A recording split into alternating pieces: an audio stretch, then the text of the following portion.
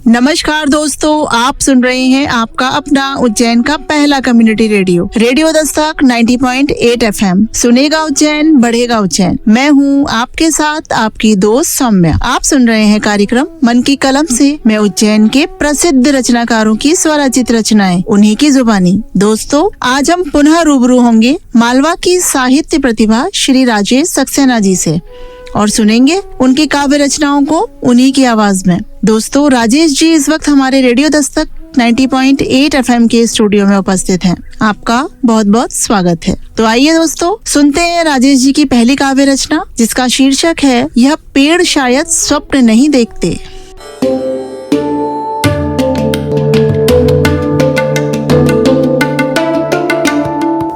Radio Dastak के सभी साथियों को नमस्कार।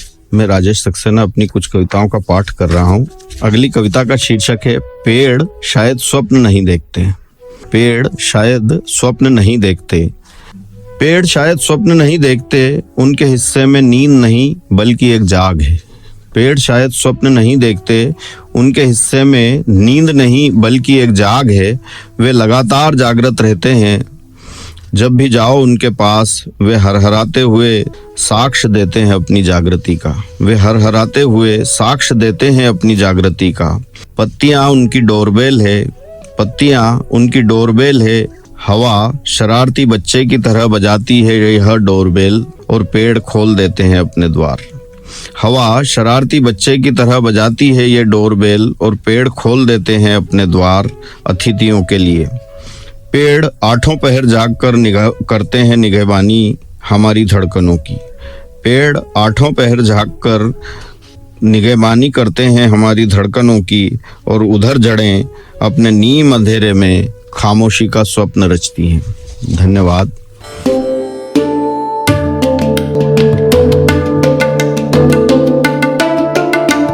आप सुन रहे हैं आपका अपना उज्जैन का पहला कम्युनिटी रेडियो दस्तक 90.8 FM। सुनेगा उज्जैन, बढ़ेगा उज्जैन। मैं हूं आपके साथ आपकी दोस्त सौम्या। आप सुन रहे हैं कार्यक्रम मन की कलम से। मैं उज्जैन के प्रसिद्ध रचनाकारों की स्वरचित रचनाएं, उन्हीं की जुबानी। बहुत ही सुंदर रचना। पेड़ शायद स्वप्न नहीं देखते। सूर्य की पहली किरण हो या रात में चलती ठंडी लहर, आती हवा या गर्मी का मौसम, बरसात का सुहाना सावन हो या सर्द मौसम, पेड़ हर मौसम चारों पहर जागते रहते हैं, खड़े रहते हैं, बिना थके सालों तक अपने कर्तव्य को पूरी निष्ठा के साथ निभाते हैं और हमें प्रदान करते हैं फल, फूल, छाया और सांसें। बहुत ही सुंदर रचना, जिसे अभी आपने सुना राजेश सक्सेना जी की आवाज में। तो चलिए दोस्तों, सुनते हैं राजेश जी की अगली काव्य रचना, जिसका शीर्षक है हमारे बच्चे रहने तक।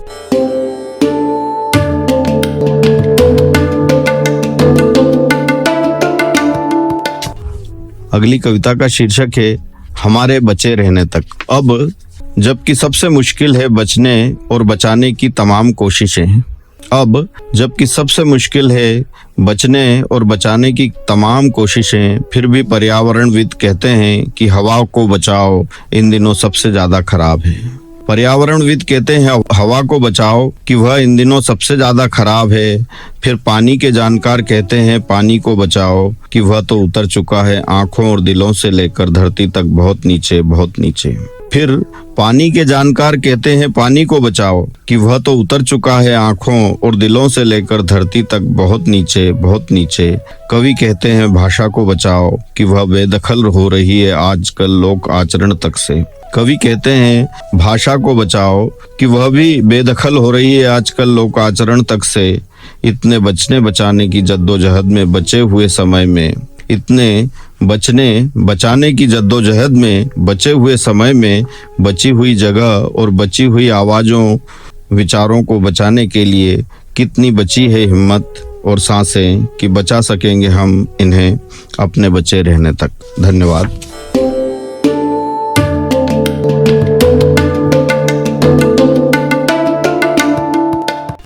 आप सुन रहे हैं आपका अपना उज्जैन का पहला community radio radio Dastak 90.8 FM. सुनेगा उज्जैन, बढ़ेगा उज्जैन। मैं हूँ आपके साथ आपकी दोस्त सौम्या। आप सुन रहे हैं कार्यक्रम मन की कलम से। मैं उज्जैन के प्रसिद्ध रचनाकारों की स्वरचित रचनाएं, उन्हीं की जुबानी। दोस्तों, हमें बचानी है संस्कृति, हमें बचाना है पर्यावरण, हमें बचानी है अपनी भाषा, हमें बचाना है भारत देश का गौरव। समय में परिवर्तन है और परिवर्तन तो संसार का नियम है। नियम का पालन भी करते रहना है और सब कुछ बचाने की सार्थक कोशिशें भी हमें करते रहना है। बहुत ही कम शब्दों में बहुत कुछ कह रही थी आपकी ये कविता राजेश जी। बहुत ही सुंदर रचना दोस्तों, जिसे अभी आप सुन रहे थे राजेश सक्सेना जी की आवाज में। तो चलिए सुनते हैं राजेश जी की अगली काव्य रचना भेड़िए समय में।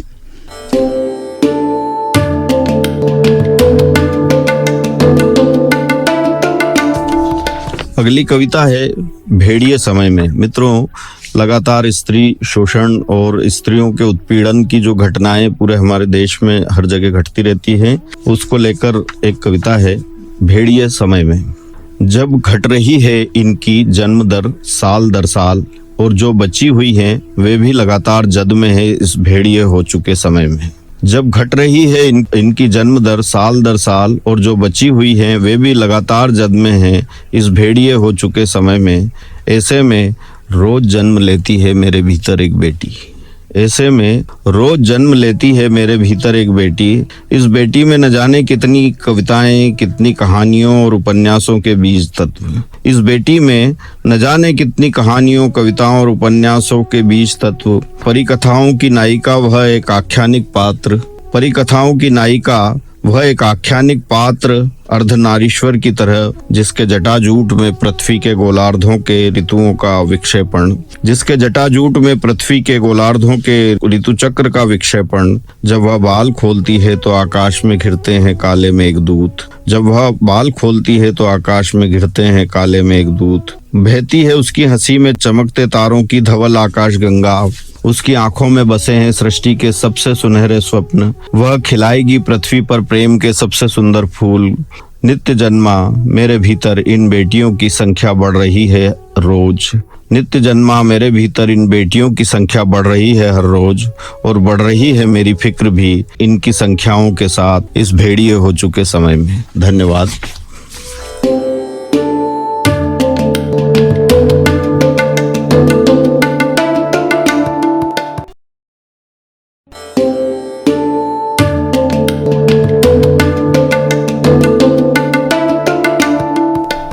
आप सुन रहे हैं आपका अपना उज्जैन का पहला community radio radio Dastak 90.8 FM. सुनेगा उज्जैन, बढ़ेगा उज्जैन। मैं हूँ आपके साथ आपकी दोस्त सौम्या। आप सुन रहे हैं कार्यक्रम मन की कलम से। मैं उज्जैन के प्रसिद्ध रचनाकारों की स्वरचित रचनाएं, उन्हीं की जुबानी। दोस्तों, समाज में अच्छे विचारों की बहुत जरूरत है। आज के समय में मस्तिष्क बुरे विचारों से घिरा हुआ है। लोग दरिंदगी की हद पार कर जाते हैं, नारी के सम्मान के साथ खिलवाड़ कर जाते हैं। बहुत जरूरत है अच्छे विचारों की। यहाँ हमें जरूरत है इस सबसे यह कहने की कि नहीं जरूरत अब जुल्म सहने की। माता दुर्गा को प्रणाम, रानी लक्ष्मीबाई को नमन, हमें जरूरत है नारी को पूजने की। बहुत ही सुंदर रचना। आइए दोस्तों सुनते हैं राजेश सक्सेना जी की अगली रचना नींद की देह पर।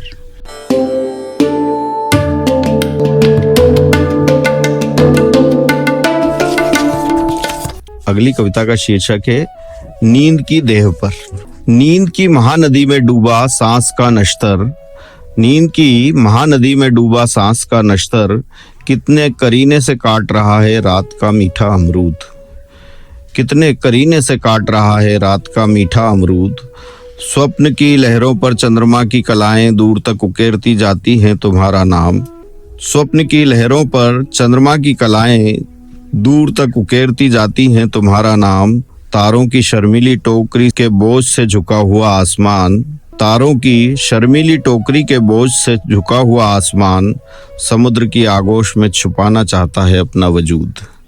समुद्र की आगोश में छुपाना चाहता है अपना वजूद। कितना विचित्र और रोचक है तुम्हारे लिए यह न जान पाना कि एक सितार बजता है मेरे भीतर, कि एक सितार बजता है मेरे भीतर जब तुम सो रही होती हो नींद की देह पर, और बहुत प्यार से मैं पुकारता हूँ तुम्हारा नाम अपने भीतर के अहाते में। धन्यवाद।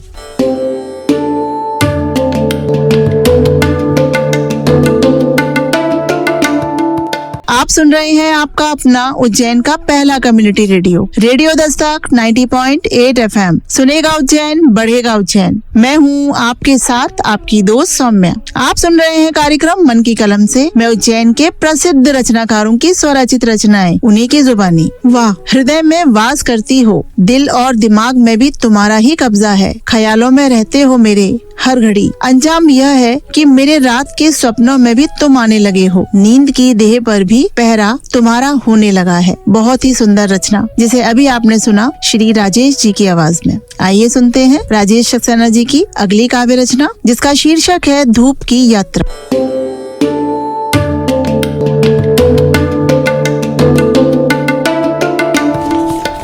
अगली कविता का शीर्षक है धूप की यात्रा। खेत और खुले मैदान धूप की आरामगाह है। खेत और खुले मैदान धूप की आरामगाह है।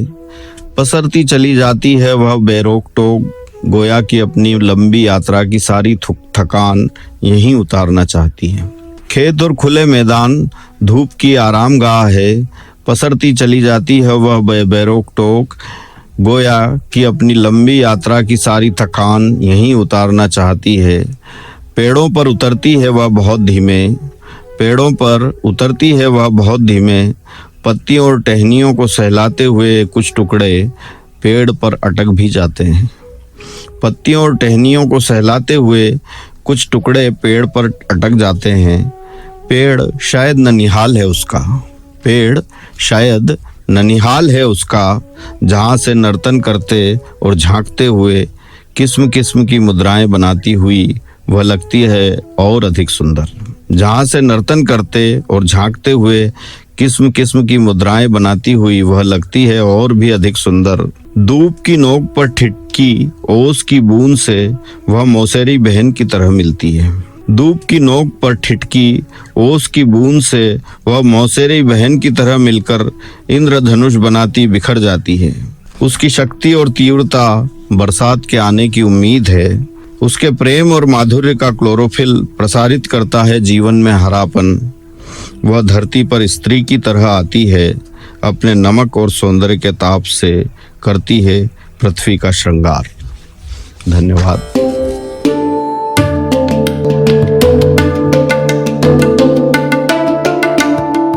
आप सुन रहे हैं आपका अपना उज्जैन का पहला कम्युनिटी रेडियो दस्तक 90.8 FM। सुनेगा उज्जैन, बढ़ेगा उज्जैन। मैं हूं आपके साथ आपकी दोस्त सौम्या। आप सुन रहे हैं कार्यक्रम मन की कलम से। मैं उज्जैन के प्रसिद्ध रचनाकारों की स्वरचित रचनाएं उन्हीं की जुबानी। वाह, बहुत ही सुंदर रचना। धूप की यात्रा सुबह की पहली किरण के साथ प्रारंभ होती है। यात्रा तो सूर्यास्त तक एक सफर तय करती है। इस सफर में न जाने कितनी बातें सिखला जाती है। एक बचपन से बुढ़ापे तक का सफर वह एक दिन में दिखला जाती है। प्रकृति को अपनी रोशनी से और अधिक सुंदर बना जाती है। धूप की यात्रा, वाह, बहुत ही सुंदर रचना जिसे अभी आपने सुना राजेश सक्सेना जी की आवाज में। तो आइए दोस्तों सुनते हैं राजेश जी की अगली काव्य रचना भरतरी गुफा का वैराग।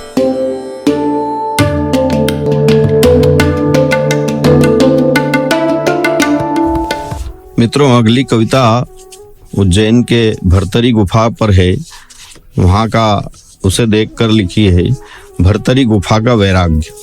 इतने घने अंधेरे में कैसे लिखा था तुमने वैराग्य शतक।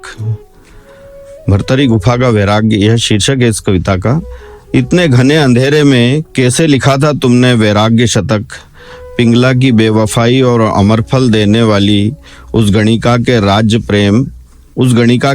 प्रेम के अंतर्द्वंद में तुम्हारा हृदय कितनी बार पराजित हुआ, एक राजा की तरह और कितनी बार एक पति की तरह। इतने घने अंधेरे में कैसे लिखा था तुमने वैराग्य शतक। पिंगला की बेवफाई और अमरफल देने वाली उस गणिका के राज्य प्रेम के अंतर्द्वंद में तुम्हारा हृदय कितनी बार पराजित हुआ, एक राजा की तरह और कितनी बार एक पति की तरह। इस गुफा की अंधेरी सीलन और शिलाखंडों में अनासक्ति और प्रेम की सूक्ष्म अंतर्ध्वनियां। इस गुफा की अंधेरी सीलन और शिलाखंडों में अनासक्ति और प्रेम की सूक्ष्म अंतर्ध्वनियां, जिन्हें सुनने का प्रयास करते पर्यटक यहाँ निर्वात में समाधिस्थ ज्ञान योग का दर्शन, यहाँ अंकित मोह और योग की विभाजक रेखा, यहाँ धुनी की भभूत में प्रक्षेपित वैराग्य का स्पंदन, यहाँ का मौन अंधेरा रश्मियों का प्रतिद्वंदी है, यहाँ का मौन अंधेरा रश्मियों का प्रतिद्वंदी, सच बताना भरतरी, क्या यही अंधेरा बना था तुम्हारी मुक्ति का द्वार? क्या यही अंधेरा बना था तुम्हारी मुक्ति का द्वार, या तुम्हारी चेतना पर सवार हुआ था प्रेम का निर्वासन?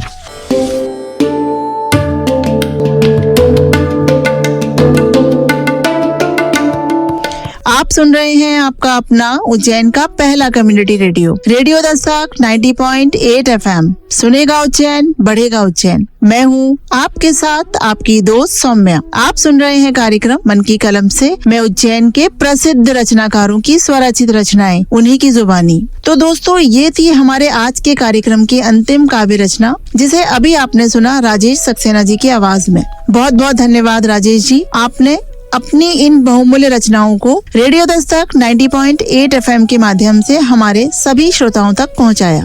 और अब समय है आपसे विदा लेने का। हम पुनः आपकी सेवा में हाजिर होंगे, लेकर कार्यक्रम मन की कलम से, और सुनाते रहेंगे राजेश सक्सेना जी की अन्य रचनाओं को। दोस्तों, आपको आज का ये कार्यक्रम कैसा लगा, इस संबंध में आप अपनी प्रतिक्रिया अवश्य व्यक्त करें। आपके मन में यदि कार्यक्रम से संबंधित कोई पोस्ट या कोई सुझाव आप देना चाहते हैं, तो आप रेडियो दस्तक के व्हाट्सएप नंबर 9406 पर हमसे संपर्क कर सकते हैं। रेडियो दस्तक 90.8 FM से जुड़ी सभी अपडेट के लिए आप हमारे social media account Instagram, share chat, Facebook और ट्विटर पर भी जुड़ सकते हैं, जहां आपको कार्यक्रमों संबंधी अन्य जानकारियां भी मिलती रहेंगी। तो दोस्तों, अब समय है विदा लेने का। अपनी दोस्त सौम्या को इजाजत दीजिए, लेकिन कहीं मत जाइए, सुनते रहिए आपका अपना रेडियो दस्तक 90.8 FM। सुनेगा उज्जैन, बढ़ेगा उज्जैन।